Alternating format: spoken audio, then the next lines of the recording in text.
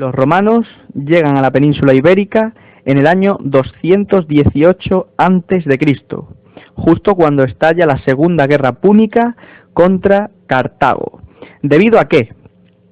El general Aníbal, que había tomado el mando de las tropas cartaginesas en Hispania y que se había lanzado a la conquista de la mayor parte de la península, atacó Sagunto, una ciudad ibera aliada de los romanos, y esto transgredía, es decir, incumplía el Tratado del Ebro del año 226 a.C., que delimitaba las zonas de influencia romana y cartaginesa en la península, y aparte incumplía ese tratado de amistad que tenían los romanos con Sagunto y que fue violado por los cartagineses al atacarla.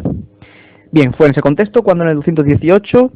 Gneo Cornelio Escipión y Publio Cornelio Escipión desembarcaban en Tarraco, en la península ibérica, para hacer frente a los cartagineses. A partir de entonces, los dos hermanos, Gneo y Publio Cornelio Escipión, se embarcaron en la conquista de Hispania, derrotando a los cartagineses y avanzando hacia el sur, hasta que ambos hermanos fueron derrotados definitivamente, y el sucesor de ellos fue Publio Cornelio Escipión, el africano, hijo del anterior, de Publio Cornelio Escipión, que conquistó Cartago Nova, la gran ciudad cartaginesa fundada en la península ibérica, y llegó hasta la ciudad de Gades, actual Cádiz, y desde ahí se lanzó hacia la conquista de todo el norte de África. Una vez derrotados los cartagineses y expulsados de Hispania,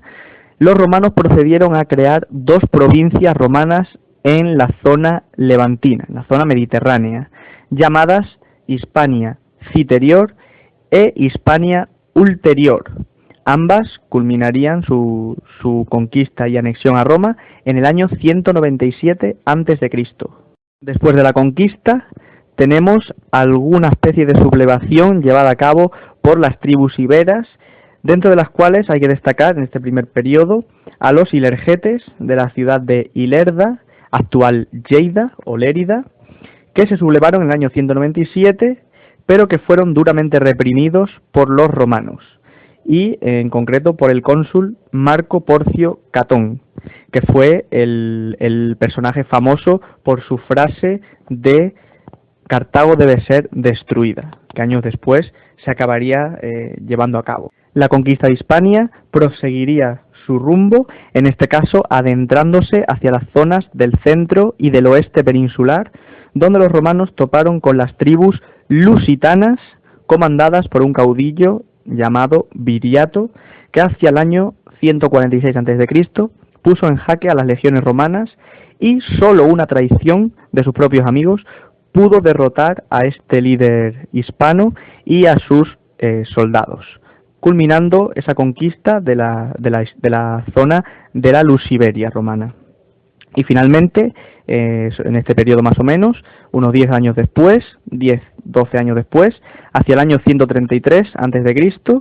los romanos derrotaban a los celtíberos en el centro peninsular, siendo la conquista de Numancia por Escipión Emiliano una de las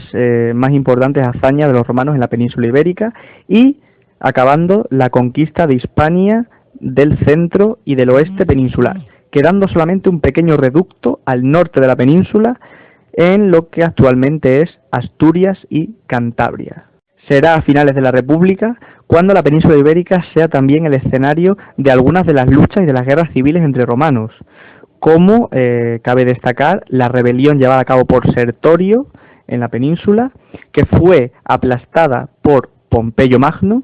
que sería el fundador de Pompaela, la actual Pamplona, y años después sería escenario también de otra de las guerras civiles, en este caso entre Julio César y Pompeyo, que se enfrentaron en la batalla de Ilerda, en Lérida, en el año 49 a.C. Y finalmente la conquista terminaría hacia el año 19 a.C., ya en época de Augusto, en la época imperial, cuando el emperador en persona, junto con sus legiones, llegó a los territorios de Cantabrias y Asturias, derrotó a las tribus cántabro-astures y culminó la conquista total de la península ibérica o de Hispania, procediendo poco tiempo después, a una reforma dentro de las provincias que formaban parte de Hispania, existiendo 3 provincias. La provincia tarraconense, con capital en Tarraco, la más extensa de todas; la provincia bética, con capital en Córdoba; y la provincia lusitania, con capital en Emérita Augusta. Finalmente, la última reorganización provincial que se llevó a cabo en Hispania se produjo durante el imperio de Diocleciano, en torno a los años 293 y 298 después de Cristo. Bien, la provincia tarraconense, que era la más extensa de toda la península ibérica, se dividió en 3, formándose a partir de entonces la Galaecia, actual Galicia, la cartaginense, en la zona media de Hispania, y la tarraconense, en la zona de Cataluña y Aragón actualmente. Y se mantuvieron la provincia lusitania y la bética tal cual,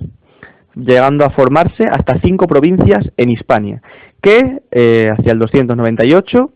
añadieron una nueva provincia, en este caso la Mauritania Tingitania, en el norte de África, aunque pertenecía organizativamente y administrativamente a Hispania.